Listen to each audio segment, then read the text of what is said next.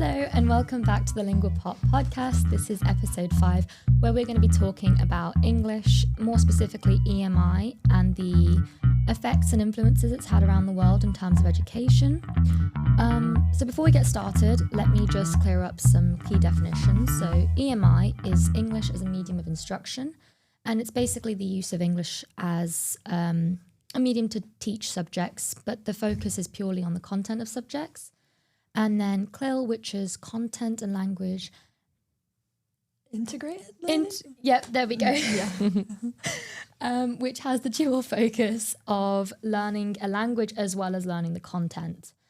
So around the world, many universities have introduced the policy of EMI. This comes with a bunch of positives and negatives. The positives being we now have a global form of communication, which is great for internationalization of businesses. But the negatives include certain people feel like their national identity and home languages are attacked, and that there isn't the freedom to study in your home language anymore. So in this episode, we'll be going through various examples. Ella, why don't you start us off? Yeah, if anyone was wondering who that strange voice in the back was, it was me. We've also got Marika with us today. Hi. And that was Shrey you've just heard. Hello. So yeah, I'm Ella and I've got the first example. I looked into a Spanish uni. So I looked at the Autonomous University of Barcelona, sort of to give us an idea of how EMI is implemented across the world and how this can differ between countries. So the Autonomous University of Barcelona is second ranked in Spain, and that's important because one of the drivers of implementing EMI in universities is to sort of attract more international students, and you can argue there's sort of that business element to it. So in terms of Barcelona, the uni offers undergraduate, master's and postgraduate degrees in English, as well as doctorates in over 300 courses. So that spans across arts, humanities, sciences, health, engineering, anything. And their sort of statement about implementing EMI just acknowledges the role of English as a lingua franca, so a means of communication between people who don't necessarily have a shared first language. That shared language often is English, so for business purposes and academics, as we're going to be talking about. So yeah, I think in summary, their sort of mission statement is touching on that pressure they're feeling and that growing market to use English. Yeah, that's quite different from the French example I looked at. So in France, as touched on in the French episode, there is a huge tie between French and French national identity. So there is a huge use of, there's a huge impact of monolingualism in France.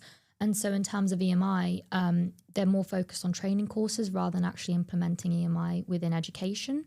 So one university I looked at, Université de Montpellier, the statement they released essentially says that EMI training allows the rethinking and restructuring of courses, provides teachers with a space for reflection and skill enhancement, and is attractive to local and international students.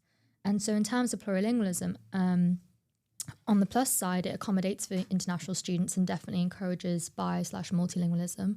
However, on the not so great side, it does promote the idea of an English-centric world and perhaps erases the space for other languages in an educational sphere.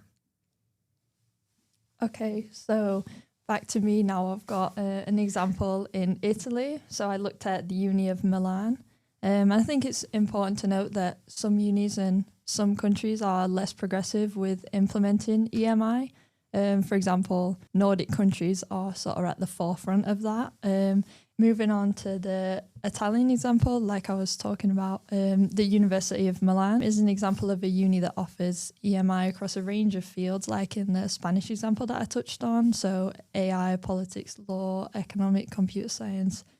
So sort of any subject you wanted to study, most likely there'll be an EMI option. And in this specific university, certain degrees actually require first-year students to prove their English proficiency, whether it be by taking a placement test or then they'll be obliged to enroll in an English language course, which is at least 40 hours.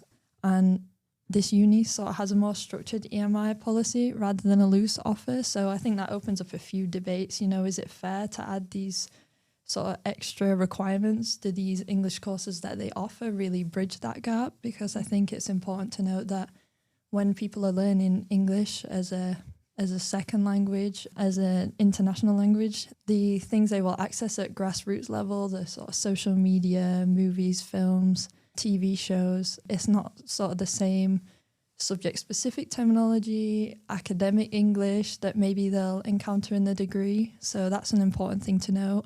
And obviously it adds extra challenges actually on the degree course. And like most countries, EMI is implemented unevenly across Italy, or at least that was what I found. There's both support and resistance, often within the same uni, sort of depending on the discipline, and different opinions on the perceived benefits and risks.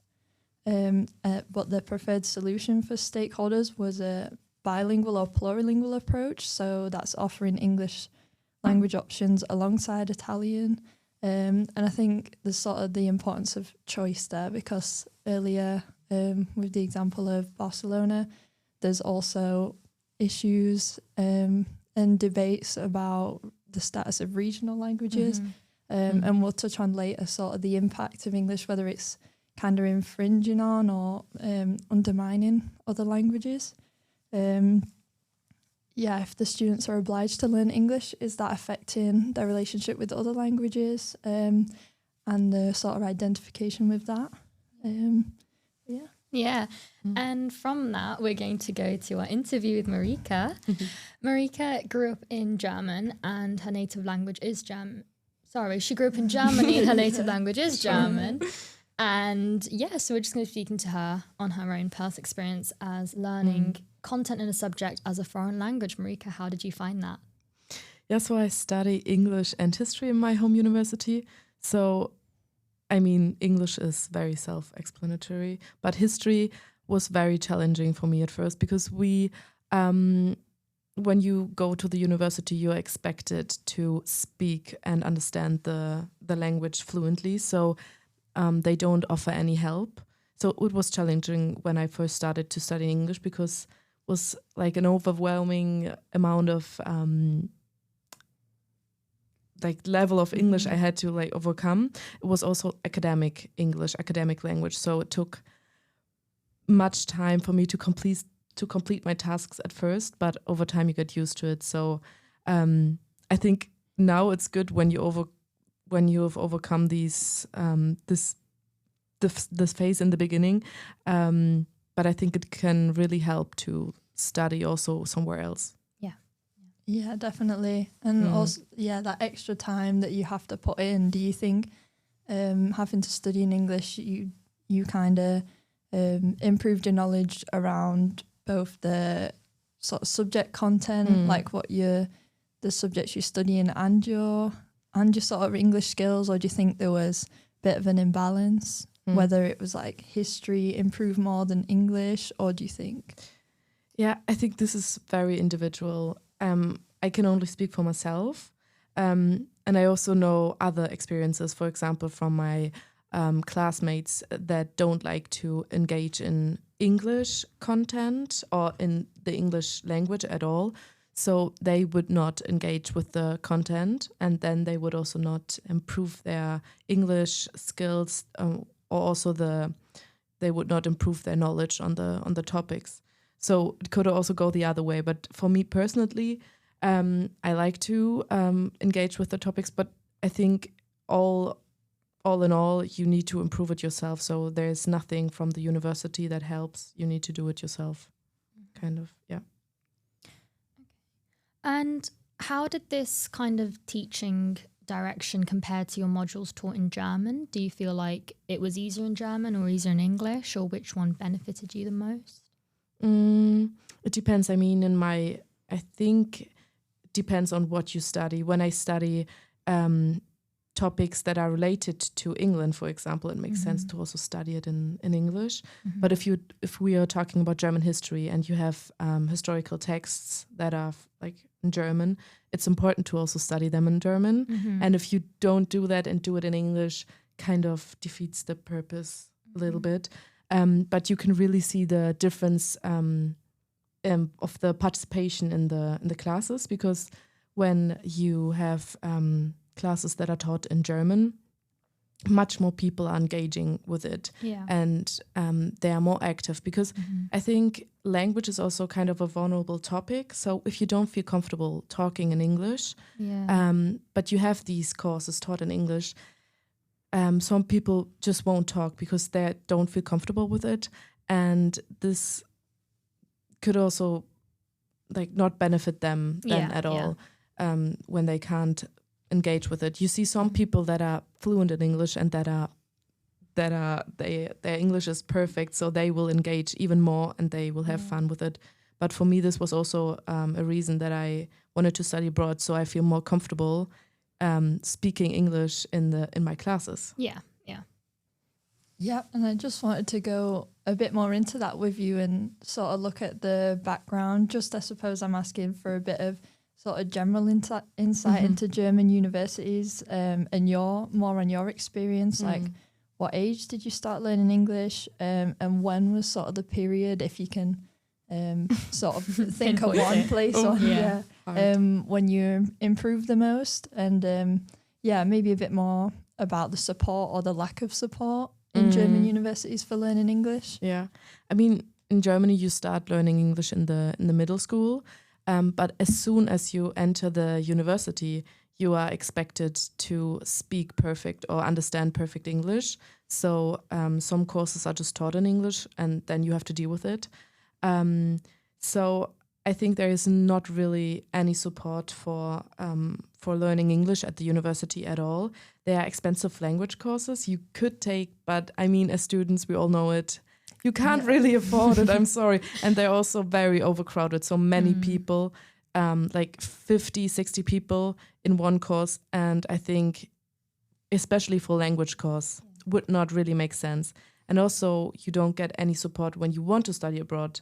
The university is not really helping you, because I think that's a way to improve your English, because studying abroad, you would obviously take the courses in English, but they don't support you, not financially, but also there is no student support where you could ask questions. You all need to do it by yourself. So you really need to have your own resources, and otherwise I think it just makes it really hard to study at all for you. Yeah. And so from what you're saying, I think it is very evident that EMI is very like case by case kind of thing. You can probably teach anything in EMI, but it depends on the actual individuals who are intaking that. Yeah.